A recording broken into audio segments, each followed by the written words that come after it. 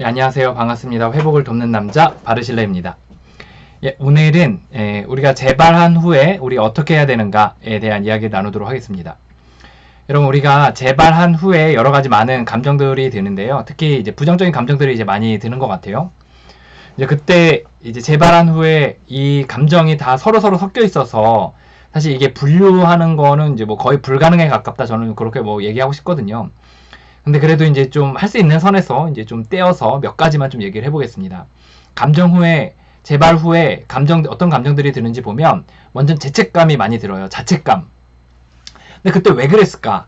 아, 내가 그때 그거만 안 했다면, 아, 내가 좀 더 참을 수 있지 않았을까? 라는, 내가 또 왜 또 그랬을까?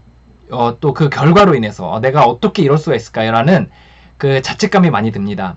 또 하나는 이제 자기 연민에 빠져요. 나는 왜 맨날 이럴까? 나는 언제쯤 나아질까? 정말 죽고 싶다. 이런 자기 연민에 빠지기도 합니다. 또 우울감도 와요. 죽고 싶다. 그 자살 충동이 이제 올라올 때도 있다는 거죠. 또 이제 무기력이 옵니다. 이제 몸이 아프고 이제 이런 무기력증이 오는 거죠. 어쨌든 이제 감정이 이제 굉장히 이제 뒤죽박죽이 이제 되는 거예요. 이런 가운데서 이제 하나 드는 생각 중에 하나가 뭐냐면, 우리가 잘 인식하지 못하는데 재발했을 때 드는 생각 중에 하나가 이거예요. 내가 지금 이렇게 힘든데 내가 앞으로 어떡하지? 내가 이렇게 계속 힘들면 어떡하지? 라는 그 두려움, 미래에 대한 두려움이 이제 몰려옵니다. 예를 들어 이제 뭐 숙제도 해야 되고 뭐 과제도 해야 되고 학교도 가야 되고 일도 해야 되고 사람도 만나야 되는데 내가 이거 어떡하지? 내가 이런 감정 상태로 내가 계속 시간이 지나고 1년이 지나고 2년이 지나면 어떡하지? 라는 생각이 들어서 굉장히 힘들어지거든요. 그런데요, 그래서 이제 저 같은 경우에 이 미래에 대한 두려움 때문에 더 망치는 경우들이 많아요. 그러니까 미래가 두려우니까, 두려우면 어때요? 우린 스트레스 받으면 더 이제 재발하고 더 망가지잖아요. 그래서 그 미래에 대한 두려움으로 인해서 오히려 또 재발하는 경우들도 있거든요. 그래서 이 대목에서 우리가 좀 이해할 건 뭐냐면, 우리가 사실 재발했을 때 미래에 대해서는 이제 시간이 지나면 조금 이제 감정적인 것들은 조금 회복이 돼요.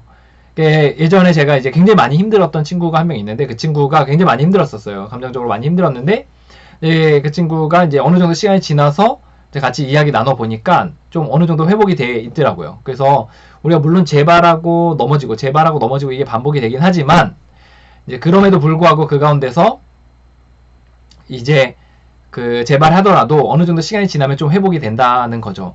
이제 저 같은 경우에 이제 3일에서 한 일주일 정도 이제 보통 회복의 시간들이 걸리고, 감정적으로 다시 조금 괜찮아질 때까지는, 그리고 좀 길면 한 뭐 2주 정도까지도 이제 갈 때가 있거든요.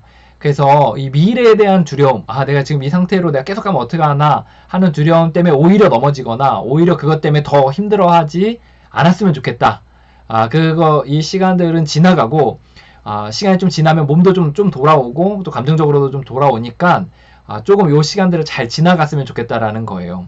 그래서 요 부분 좀 기억하시면서, 너무 막 그 두려움 때문에 휩싸여가지고, 또, 고통받지 마시고, 또 그렇다고 뭐 이렇게 재발했다고 해서 막, 뭐 재발해도 좋다, 뭐 세워라 내워라 막 하면서 그런 건 아니고, 재발하지 말아야죠. 넘어지지 말아야죠. 그런데 넘어졌을 때 그 미래에 대한 두려움 때문에 연타로 계속해서 또 그 스트레스를 해소하려고 재발하는 그런 일은 없으면 좋겠다는 게 이제 제 생각입니다.